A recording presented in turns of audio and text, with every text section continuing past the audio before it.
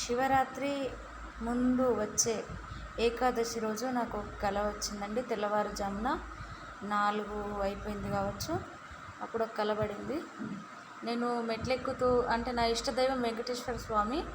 అయితే వెంకటేశ్వర స్వామి యొక్క గుడి మెట్లెక్కుతూ వెళ్తున్నా. నా యొక్క కుడి చేతుకు ఒక శివలింగం, అంటే చాలా పెద్ద శివలింగం అండి. ఆ శివలింగం చుట్టూ 3 యువ పంతులు ఉన్నారండి. వాళ్ళు ఆ శివలింగానికి అభిషేకం చేస్తున్నారు. ఆ లింగం నుంచి మాటలు వినిపించాయండి.